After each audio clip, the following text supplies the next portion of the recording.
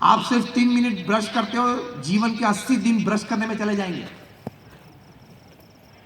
ये सब आप गिनती कर लो। आईना के सामने कितने समय आप निकालते हो वो मैं चर्चा नहीं करता।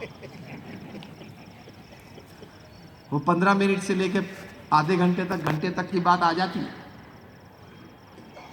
Actually, very less amount of time you have for real living of life. For quality life, you have very less time.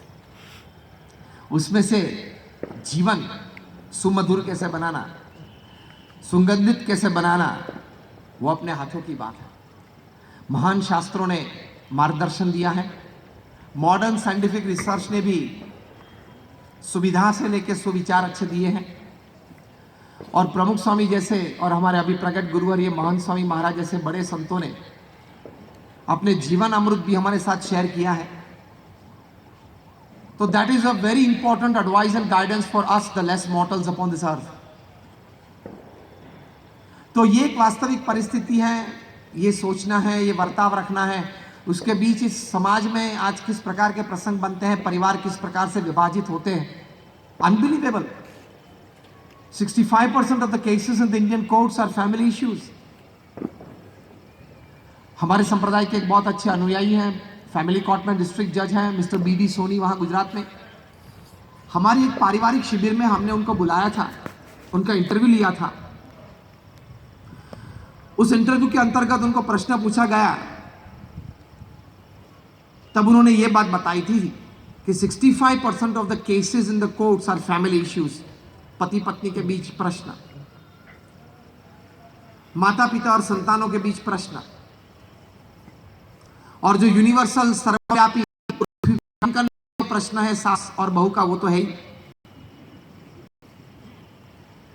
उसके प्रश्न, भाई भाई के प्रश्न, व्यवहार धंधे के प्रश्न, बाप और बेटे के बीच कुछ मिलकत के प्रश्न, फैमिली इश्यूज।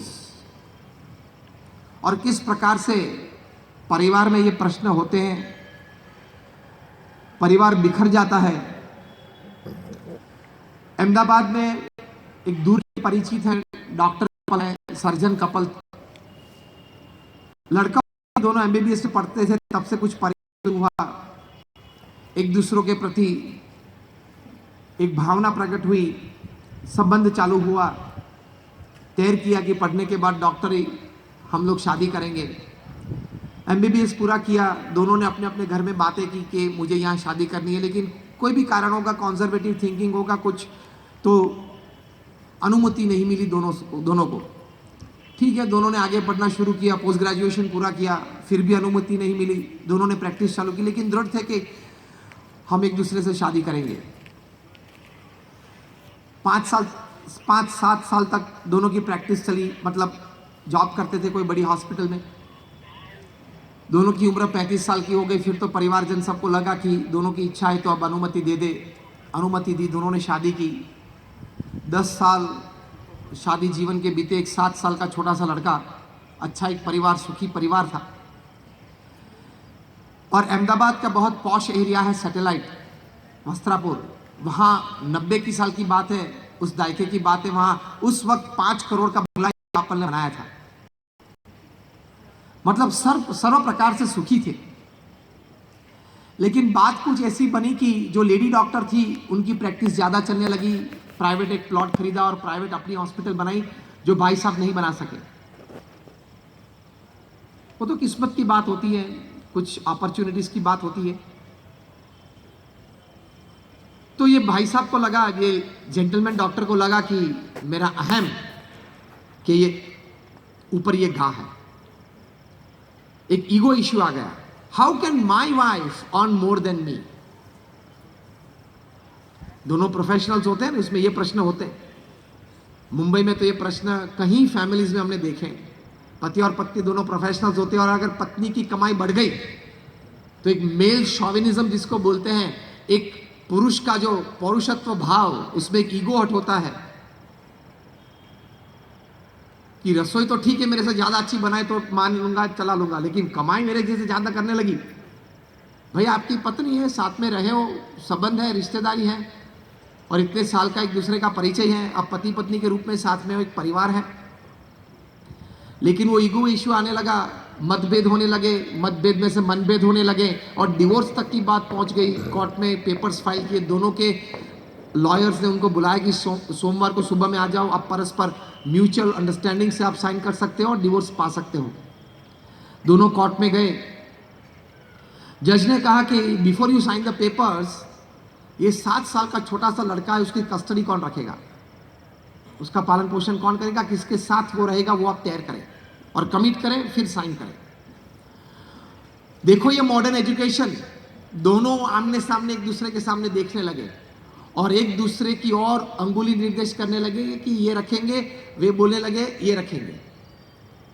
और ये 7 साल का लड़का, मैं 21 की सदी की बात कर रहा हूं, ये 7 साल का छोटा सा लड़का कोर्ट में बैठा हुआ था, मम्मी की ओर, पापा की ओर देख रहा था कि मुझे कौन ले जाने वाला है, मैं किसके साथ रहूंगा और मेरा पालन पोषण कौन करेगा।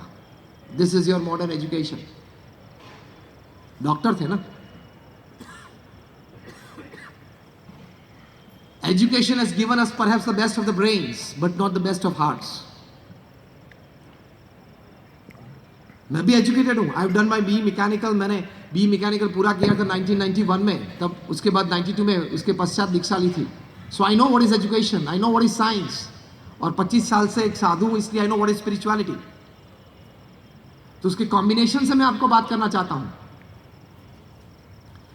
कि modern education has prepared some of the best brains perhaps in the world, but it has failed to produce beautiful hearts upon this earth. वो spirituality से होगा। दोनों एक दूसरे के सामने देखने लगे। छोटा बच्चा था, कोर्ट ने कहा कि आप तैयार करें, उसके बाद साइन कर पाएंगे। कर नहीं सके। कोर्ट ने कहा कि आप अपने ग्रैंड पेरेंट्स को बुलाइए, मैटरनल ग्रैंड पेरेंट्स और पैटर्नल ग्रैंड पेरेंट्स को बुलाए। दूसरे दिन वे भी आए कोर्ट में और कोर्ट ने उनको पूछा कि आप कस्टडी लेंगे, बच्चे का ध्यान रखेंगे। वे भी बोलने लगे कि हमारी उम्र 70 की हो गई, 75 की हो गई, हम नहीं ले पाएंगे उसका ध्यान। कोर्ट ने बहुत इंसिस्ट किया, तो ये छोटे बच्चे की जो नानी थी उसने कहा कि चलो ठीक है, मैं बच्चे को अपने घर ले जाते हूँ, अभी 5-7 साल तक शायद मेरा स्वास्थ्य अच्छा है तो बच्चे को बड़ा करूँगी। जैसे ही ये बुढ़ी नानी, उसने कहा कोर्ट को कि मैं कस्टडी लेती हूँ, मैं जिम्मेदारी लेती हूँ, मैं साइन करने के लिए आप जहाँ को तैयार हूँ। एक टिपिकल अमेरिकन फैशन में ये डॉक्टर्स, ये कपल, जेंटलमैन और लेडी, पढ़े लिखे तो थे, मैनर्स तो अच्छे थे, फेशियल एक्सप्रेशंस तो अच्छा कर पाते थे, बॉडी लैंग्वेज तो अच्छी एक्सप्रेस कर पाते थे, और बड़े मैनर्स के साथ अच्छी बॉडी लैंग्वेज प्रदर्शित करते हुए दोनों ने अपनी नानी को, मतलब अपनी मदर को कहा, thank you mom, thank you very much. ये पढ़ा है। पेपर साइन हुए, दोनों बच्चे को मिलके वापस पार्किंग में गए कि भाई हॉस्पिटल में पेशेंट राह देख रहे हैं, जाना पड़ेगा, दौड़ना पड़ेगा। दोनों पार्किंग में गए, अपनी अपनी गाड़ी लेकर हॉस्पिटल चले गए। कई सालों तक जब वो छोटा सा लड़का अपनी नानी के साथ ऑटो में बैठ के, रिक्शा में बैठ के कॉलेज स्कूल जाता था और वहाँ से पसार होता था, तब अपनी नानी को पूछता था कि ये घर में मैं रहता था डैडी मम्मी के साथ, फिर से डैडी मम्मी के साथ इस घर में कब रह पाऊंगा। तब उसकी नानी की आंख में सिर्फ आंसू आते थे, बोल तो नहीं पाती थी, और क्या बोलेगी, कह तो नहीं सकती थी, समझा नहीं सकती थी। देव सेपरेटेड, आपके माता पिता फिर एक कभी नहीं होंगे, ये परिस्थिति। ये तो मैंने एक प्रसंग कहा डिटेल में, इसलिए कहा कि आपको एक चित्र आपके सामने आ जाए कि ऐसे कहीं कहीं कहीं परिवार विभाजित हो गए हैं। तो एक ये ईगो इश्यूज है, कहीं जनरेशन गैप का भी इश्यूज होते हैं। नेक्स्ट जनरेशन को समझना, उनकी ज़रूरतें समझना, उनकी विचारधाराएं समझना, वो भी अगली जनरेशन के लिए कई बार कम एजुकेशन होता है, कॉन्जर्वेटिव थिंकिंग होता है, तो तकलीफ पड़ती है, उसके लिए भी परिवार विभाजित हो जाते हैं। और नेक्स्ट जनरेशन को कहीं कहीं अपनी माताएं बच्ची को सीख देते हैं कि जब तू ससुराल में जाए तब ये तैयार कर लेना, किसी भी तरह से ऐसा वातावरण खड़ा कर देना कि 2 साल में तो तुम लोग को अलग रहना मिल जाए। आप सब लोग स्थिर हो तो मेरी बात आपको ठीक लगती है या नहीं? यस और नो? क्योंकि आप एकदम सीरियसली सुनते हो तो मुझे लगता है कि मैं कोई और दिशा में बात कर रहा हूं और आप लोग कहीं और दिशा में सोच रहे हैं। एम आई राइट और रॉन्ग? हाँ, तो इसलिए आपको पूछना चाहता हूं, क्योंकि तो ये भी होता है, पूछती है माता, बच्ची ससुराल जाती है, तब लड़की जाती है, तब सुबह दोपहर शाम 3 बार फोन करती है माता, ठीक है ना, सब ठीक ही है, एक जे तेरा फोन आया ना वो ठीक नहीं है, बाकी का सब ठीक है।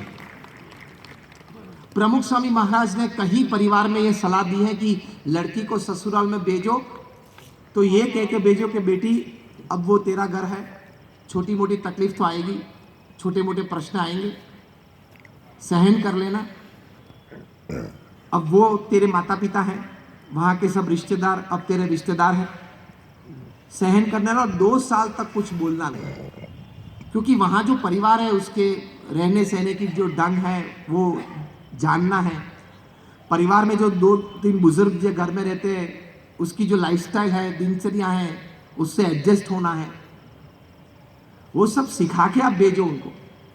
तो ये बोल के भेजते कि बेटी कोई भी तकलीफ आ जाए, थोड़ी भी, इमीडिएटली फोन कर देना, you are spoiling your daughter's future. उसको ये कह के भेजो कि बेटी तकलीफ तो आएगी, ये जीवन है, तो एक अलग परिवार में जा रही है, तो थोड़ा सहन कर लेना, वो सबके लिए आता है। पुरुष जब जॉब करने जाता है तो प्रथम 2 साल में तकलीफें तो होती है, बॉस अपमान भी कर देता है, तो कभी सास ने अपमान कर दिया तो सहन कर लेना बेटा, सबको होता है, सबके जीवन की ये बात होती है। तो एक जनरेशन गैप में अच्छी समझदारी देके नेक्स्ट पीढ़ी को तैयार करना वो हमारी जिम्मेदारी बनती है, तो परिवार विभाजित होने से बच जाते हैं। हम सब संत को भी जब प्रमुख स्वामी महाराज कोई एक मंदिर से अन्य कोई मंदिर में सेवा देते थे, मतलब उनकी ट्रांसफर होती थी, तब हमको भी ये सलाह देते थे कि आप नए मंदिर में गए तो वहां 2 साल तक मौन रह के सब देखना सोचना, वहां जो संत रहते हैं, हरिभक्त रहते हैं, उनकी जो रहन सहन है, उनकी जो कार्य करने की पद्धति है, उनकी जो विचारधारा है, उसमें सेट होने का प्रयत्न करना, तो ये जनरेशन गैप मिटा देता है। एक तीसरी बात है, परिवार विभाजित होता है, वो है over exposure to media. Television है, इंटरनेट है, मोबाइल है, उस पर हमारा ओवर एक्सपोजर बढ़ गया है। मैं आपको एक प्रश्न पूछना चाहता हूं, आप सब यहां बैठे हैं, आप जितना समय अपने मोबाइल फोन के साथ, आईपैड के साथ, अपने पीसी के साथ और टेलीविजन के साथ गुजारते हैं, उतना समय अपने परिवार के साथ गुजारते हैं या नहीं? टेल मी यस और नो। सर्वांगी नो। तो आपको लगता है कि ये सब प्रवचन और जो बातें, जो विचारधारा है, उसकी आपको बहुत जरूरत है। I think today your gadget has become more important than your family member. आपको आपके मोबाइल के प्रति आपके बच्चे से ज्यादा प्रेम है, मैं दावे के साथ कह सकता हूं, क्योंकि आप वहां समय ज्यादा निकालते हैं।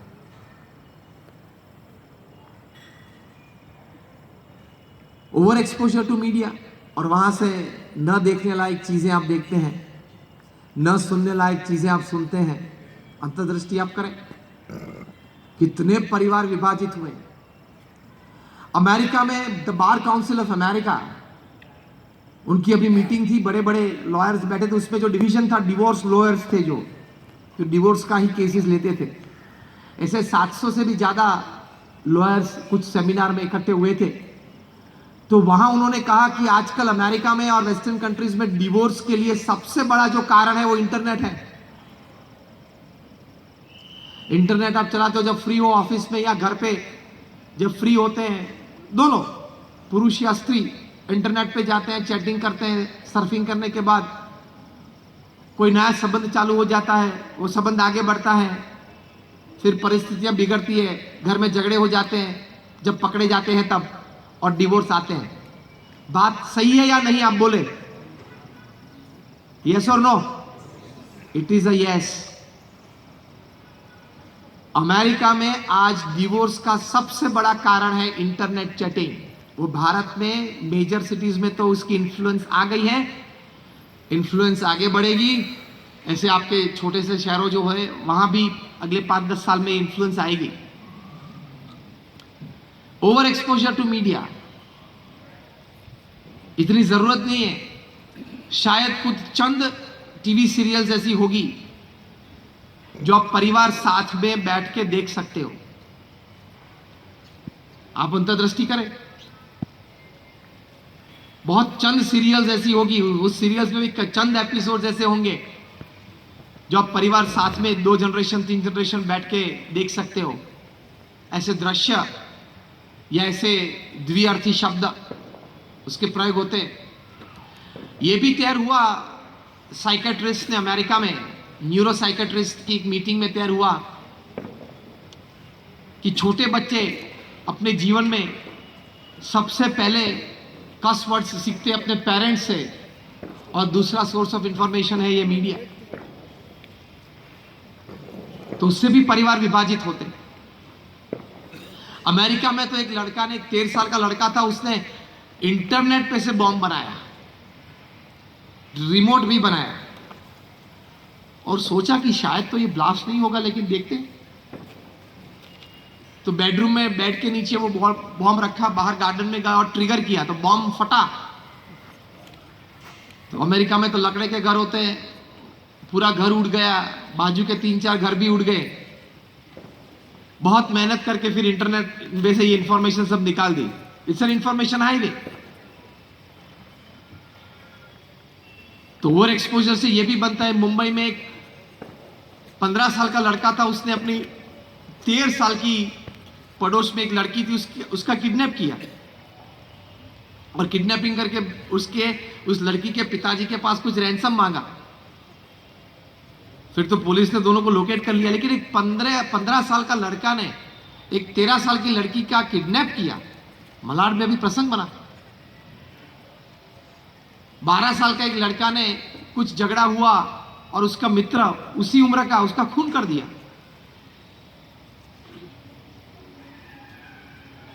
तो ये ओवर एक्सपोजर टू मीडिया, उसके भी बहुत बड़े प्रश्न हैं। इसलिए परिवार में बहुत बड़े प्रश्न खड़े होते हैं।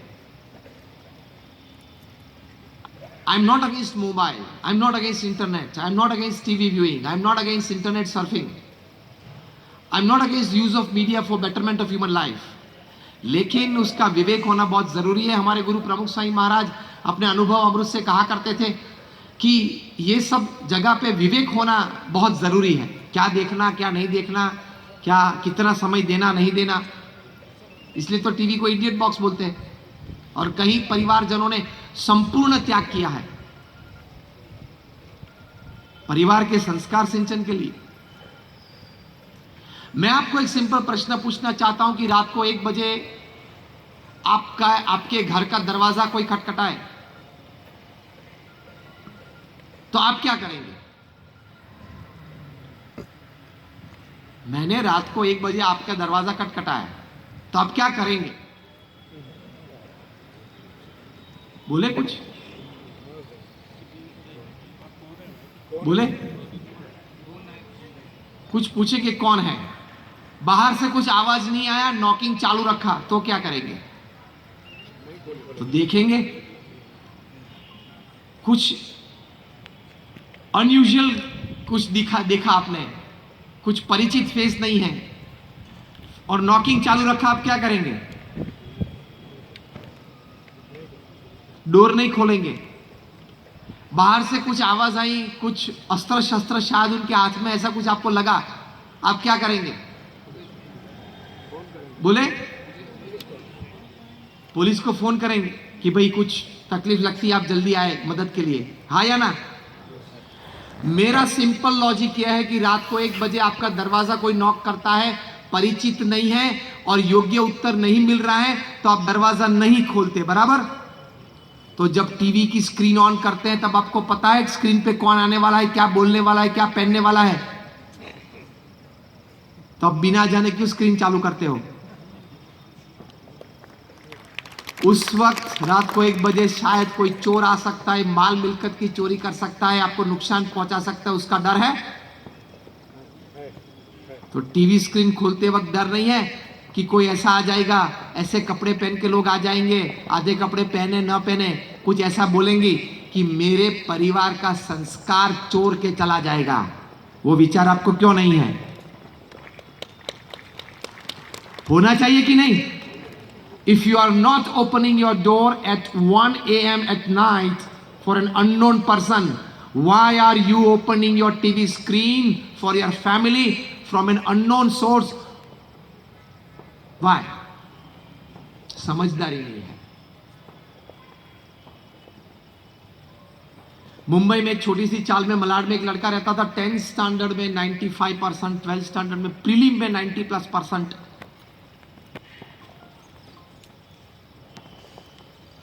और बोर्ड एग्जाम में 3 सब्जेक्ट में फेल। बहुत आश्चर्य। जब मीडिया ने उनको पूछा तब उन्होंने कहा, रिश्तेदारों ने पूछा तब उन्होंने कहा कि मेरी फाइनल एग्जाम्स के 10 दिन पूर्व माता और पिता के बीच कुछ झगड़ा हुआ था और पिताजी ने माता को मारा। कुछ साधन हाथ में आ गया होगा, छुट्टा मारा, सर पे लगा और खून निकला। उसके पश्चात 10 दिन तक मैं जब भी पुस्तक पकड़ता था तब वो दृश्य मेरे सामने आ जाता था। मैं 3 घंटे एग्जाम में बैठता था, मुझे आंसर पेपर में वही दृश्य दिखता था कि मेरी माता के सर से खून बह रहा है और वो बेहोश होकर गिर पड़ी। मैं कुछ लिख ही नहीं पाया। ये भी एक बड़े प्रश्न है परिवार में कि आप लोग सीधा एक्सट्रीम पे आ जाते हो, गुस्से के एक्सट्रीम पे आ जाते हो और फिर ऐसी परिस्थितियां खड़ी होती है। तो यह भी एक वास्तविकता है। तो ऐसी कई प्रकार की जो वास्तविकताएं हैं उससे परिवार विभाजित होते हैं। आपको लगता है कि मेरा बच्चा मॉडर्न हो गया, मेरा लड़का मॉडर्न हो गया, लेकिन संस्कारित हुआ? प्रमुख स्वामी महाराज ये बात करते थे कि अगर आप अपने बच्चों को और परिवारजनों को संस्कारित नहीं करेंगे तो एक दिन आएगा कि जब आप अपनी संपत्ति और संतति दोनों गवा देंगे। और कहीं कहीं बड़े परिवारों में हुआ है।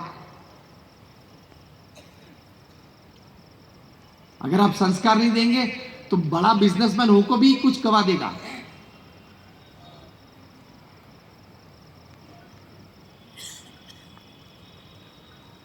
तो ये परिवार में सुखी होने के लिए ये सब दृष्टिकोण सामने रखते हुए, ये सब परिस्थिति को जानते हुए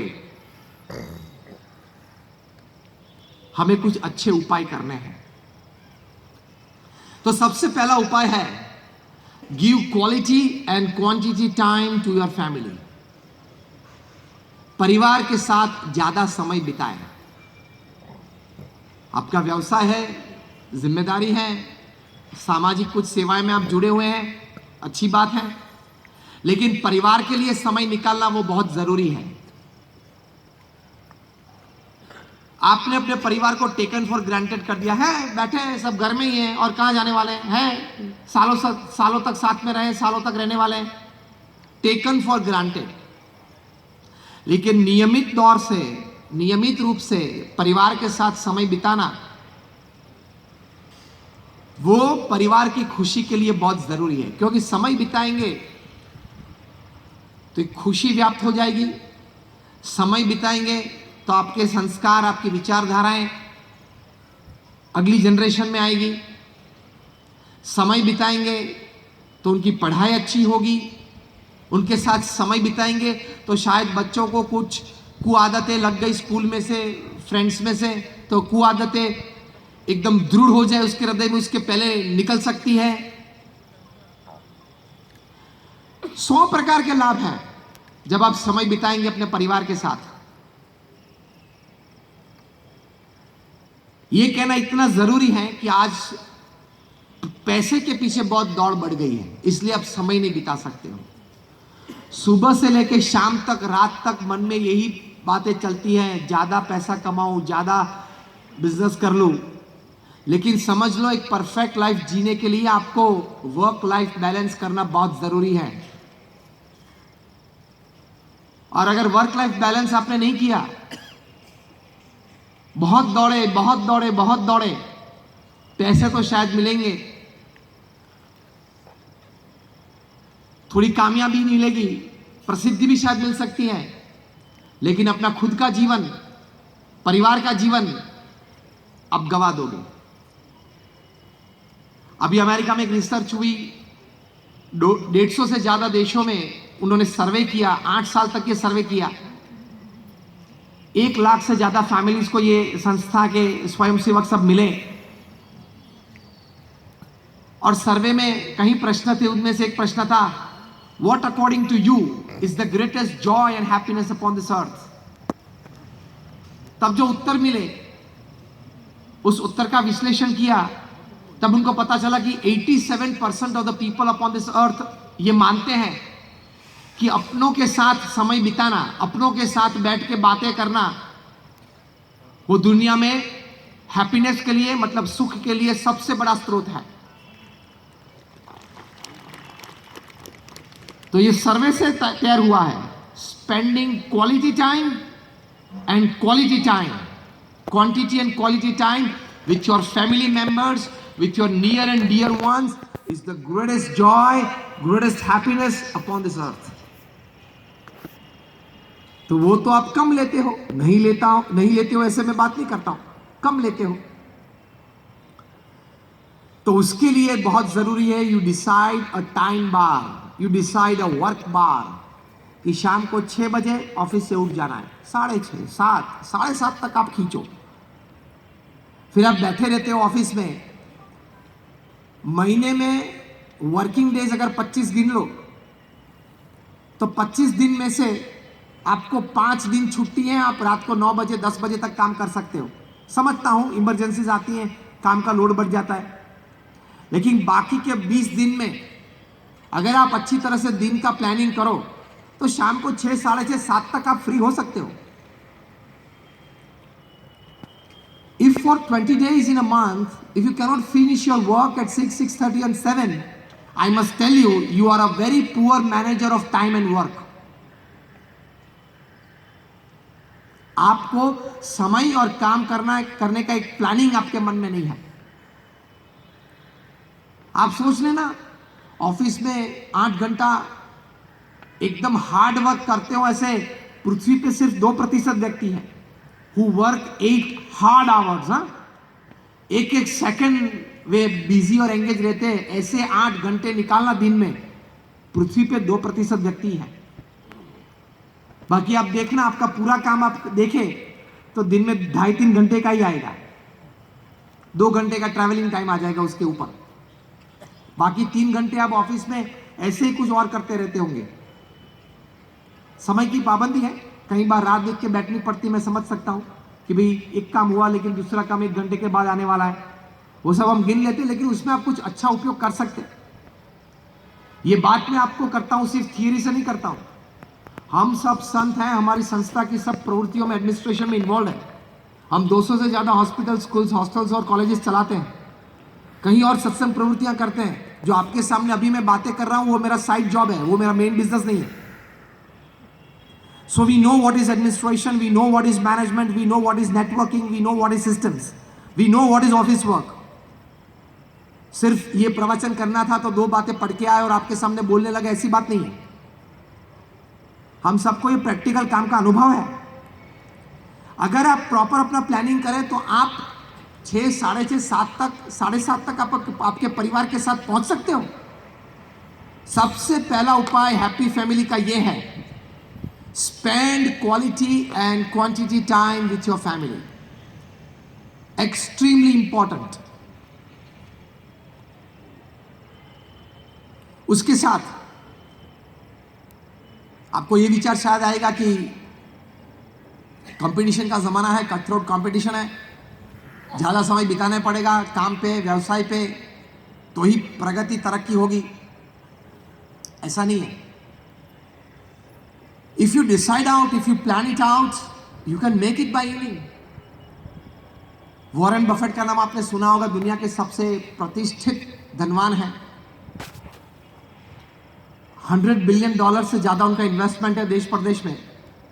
उनकी बर्कशायर हैथवे जो फ्लैगशिप कंपनी है, उसके नीचे 63 कंपनीज हैं। कई कंपनीज 63 में से करीबन 10 से 12 कंपनी तो फॉर्च्यून 500 की लिस्ट में है। बहुत बड़े व्यक्ति हैं, बड़े दानवीर हैं। वॉरेन बफेट को जब 50 साल उनकी शादी के पूरे हुए, तब उनके सब सीईओज ने इकट्ठे होकर 50 पार्टीज रखी थी, सरप्राइज पार्टीज, और कंक्लूडिंग पार्टी थी लंदन में। ऐसे 300-400 लोग बैठे हुए थे पार्टी में। वॉरेन बफेट और उनकी धर्मपत्नी 50 साल शादी के पूरे हुए, 50th एनिवर्सरी थी, मंच पे बैठे थे। उस वक्त उस समारोह में 30 से ज्यादा प्रेसिडेंट्स और प्राइम मिनिस्टर्स ऑन पावर मौजूद थे, हेड्स ऑफ स्टेट्स। मतलब आप समझ सकते हो कि डिग्निटी क्या होगी उस क्राउड की। 300 का क्राउड था, उसमें 30 तो प्रेसिडेंट्स और प्राइम मिनिस्टर्स थे, यूरोप के कंट्रीज के, अफ्रीकन कंट्रीज के, अमेरिकन कंट्रीज के, मतलब लैटिन अमेरिका के जो कंट्रीज हैं। सब कोई कोई मंच पे आते थे, 1-2 मिनट में बफेट कपल के साथ जो अपना अनुभव है, उनके फाउंडेशन के साथ कुछ काम किया है तो उसकी सब स्मृतियां, सब अनुभव शेयर कर रहे थे।